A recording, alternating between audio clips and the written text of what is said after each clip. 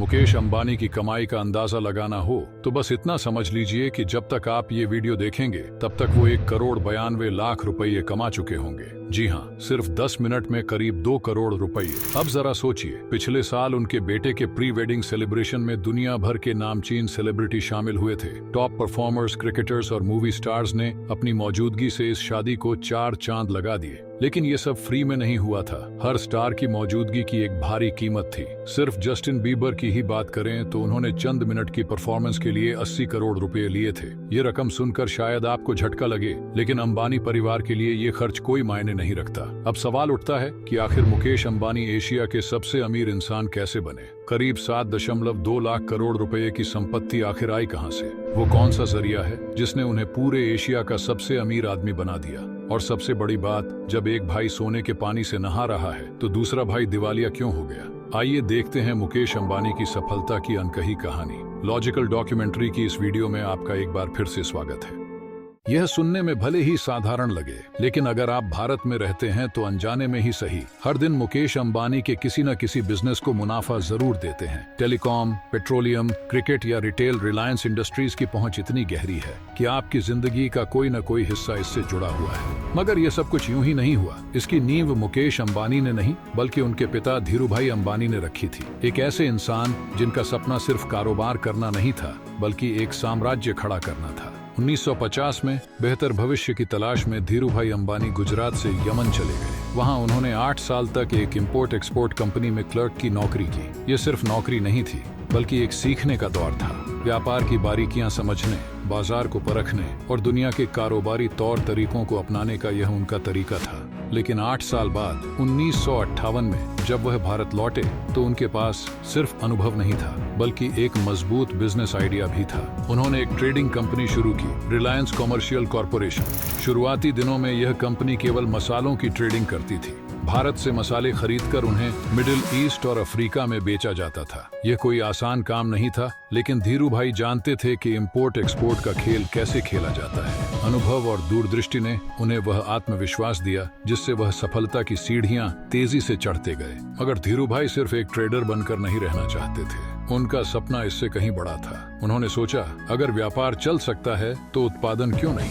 अगर हम खुद चीजें बना सकते हैं तो दूसरों पर निर्भर क्यों रहे? और यहीं से रिलायंस की असली उड़ान शुरू हुई। 1966 में धीरूभाई अंबानी ने रिलायंस टेक्सटाइल के नाम से एक नई कंपनी लॉन्च की। लेकिन यह कोई आसान वक्त नहीं था।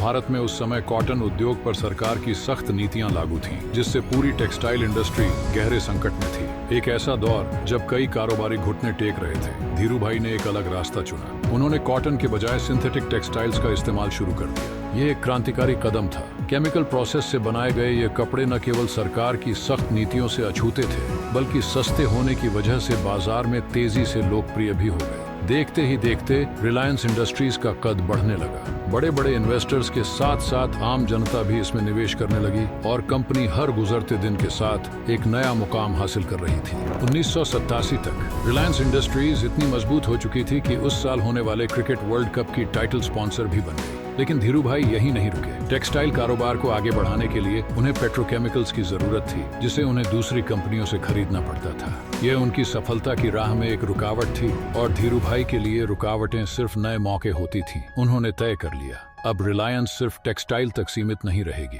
बल्कि खुद पेट्रोकेमिकल्स के बिजनेस में भी कदम रखेगी। इस तरह रिलायंस ने पेट्रोलियम इंडस्ट्री में भी अपने कदम मजबूती से जमा लिए। लेकिन 1986 में जब धीरूभाई अंबानी बीमार पड़े तो उनके दोनों बेटे अनिल अंबानी और मुकेश अंबानी बिजनेस में उनकी मदद करने लगे। जब तक धीरूभाई जीवित रहे, दोनों भाई एक साथ उनके नेतृत्व में काम करते रहे। लेकिन 2002 में जब धीरूभाई अंबानी का निधन हुआ तो एक बड़ी समस्या खड़ी हो गई।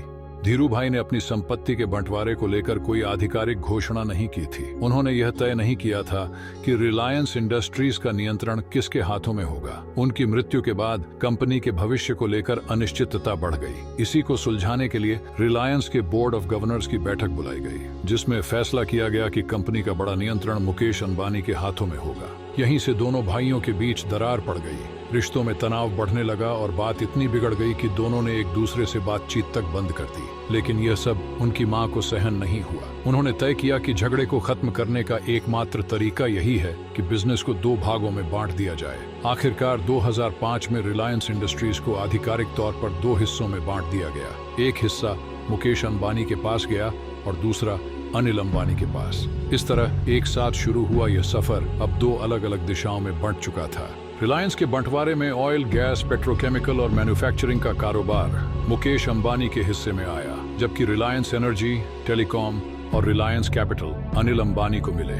इस फैसले ने पारिवारिक विवाद को खत्म करने की कोशिश तो की, लेकिन दोनों भाइयों के बीच मतभेद पूरी तरह खत्म नहीं हुए। कई बार ये मामले कोर्ट तक भी पहुंच गए। मुकेश अंबानी ने अपने हिस्से के बिजनेस को नई ऊंचाइयों तक ले जाने के लिए दिन रात मेहनत शुरू कर दी। रिलायंस पेट्रोलियम रिफाइनरी जो उनके हिस्से में आई थी, उसे उन्होंने आधुनिक state of the art manufacturing facilities से अपग्रेड किया और इसे दुनिया की सबसे बड़ी पेट्रोलियम रिफाइनरी बना दिया। लेकिन उनकी सोच यहीं तक सीमित नहीं थी। उन्होंने एक और नई रिफाइनरी स्थापित करके रिलायंस पेट्रोलियम के मुनाफे को और भी बढ़ा दिया। इसके बाद उन्होंने रिटेल इंडस्ट्री में कदम रखा, जिससे भारत में एक नई क्रांति आ गई। स्मार्ट बाजार के नाम से डिस्काउंटेड स्टोर्स और सुपरमार्ट्स पूरे देश में खोले गए, जहां ग्राहकों को सभी जरूरी सामान एक ही जगह और वह भी कम कीमतों पर मिल जाता था। यह रणनीति भारतीय बाजार में एक गेम चेंजर साबित हुई। फिर आया 2008, जब क्रिकेट की सबसे बड़ी league Indian Premier League IPL की शुरुआत हुई। मुकेश अंबानी ने इस मौके को भी हाथ से नहीं जाने दिया और IPL की सबसे महंगी टीम मुंबई इंडियंस को खरीद लिया। यह टीम कई वर्षों तक IPL की मोस्ट वैल्यूएबल टीम बनी रही।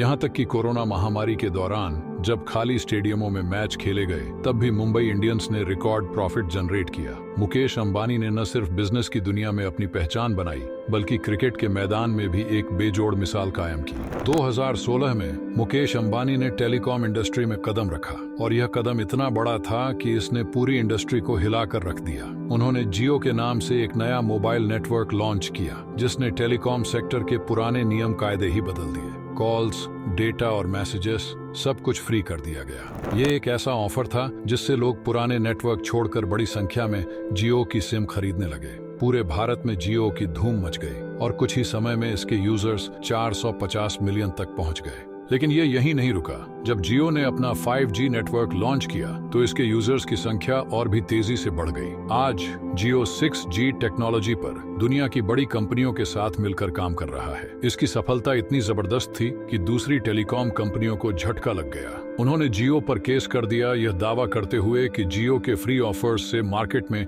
कंपटीशन खत्म हो रहा है। यह इस बात का सबूत था कि जियो ने बाकी कंपनियों को किस हद तक प्रभावित किया था।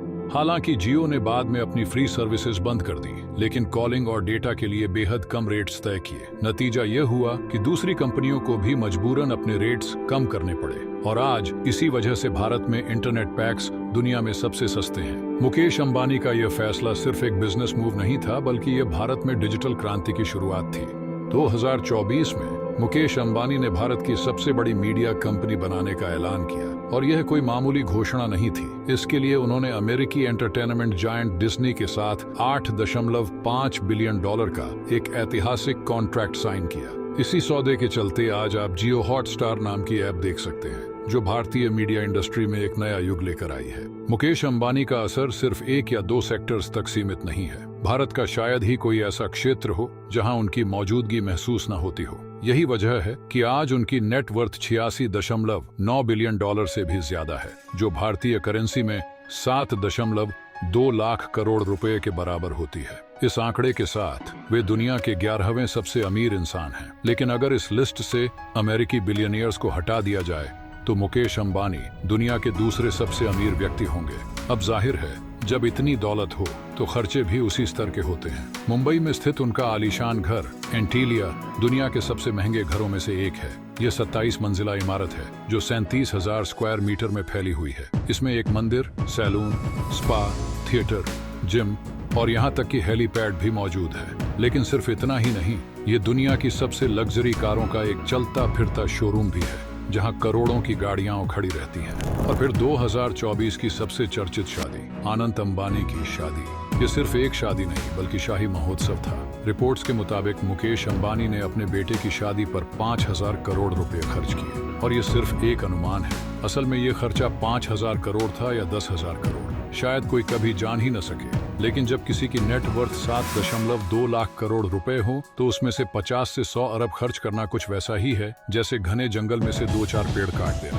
ये शादी इतिहास में दर्ज हो चुकी है और मुकेश अंबानी की बेजोड़ शान की एक और मिसाल बन चुकी है। एक तरफ मुकेश अंबानी के पास दौलत की कोई कमी नहीं, लेकिन दूसरी तरफ उनके छोटे भाई अनिल अंबानी हैं, जो कभी अरबों की संपत्ति के मालिक थे लेकिन आज दिवालिया हो चुके हैं। एक्सपर्ट्स मानते हैं कि अनिल अंबानी ने तेजी से तरक्की पाने की स्ट्रैटेजी अपनाई, जिसमें उन्होंने एक साथ कई सेक्टर्स में तेजी से आगे बढ़ने की कोशिश की। लेकिन इस रणनीति की वजह से खर्चे तो बढ़ गए लेकिन उतना मुनाफा नहीं आ पाया। दूसरा कारण यह था कि अनिल अंबानी का ग्रुप इंडस्ट्री के मंझे हुए खिलाड़ियों से टकरा रहा था। उदाहरण के तौर पर रिलायंस कम्युनिकेशंस को मार्केट में पहले से मौजूद एयरटेल, वोडाफोन और जियो से मुकाबला करना पड़ा, लेकिन वह इस कंपटीशन में टिक नहीं पाई और आखिरकार बैंकरप्ट हो गई। तीसरी बड़ी गलती यह थी कि अनिल अंबानी की इन्वेस्टमेंट स्ट्रैटेजी और टाइमिंग हमेशा गलत साबित हुई। उन्होंने अपनी कंपनी को डाइवर्सिफाई नहीं किया, यानी उनकी आमदनी ज्यादातर हाई रिस्क सेक्टर से जुड़ी रही, जैसे कि इंफ्रास्ट्रक्चर और टेलीकॉम।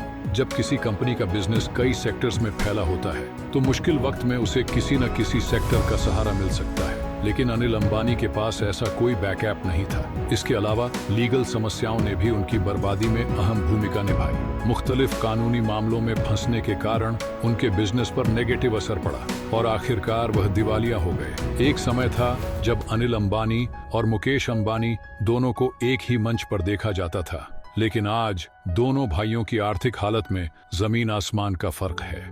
रिलायंस कम्युनिकेशंस को एरिक्सन कंपनी के कुछ बकाया पैसे चुकाने थे और यह मामला मुंबई कोर्ट तक जा पहुंचा।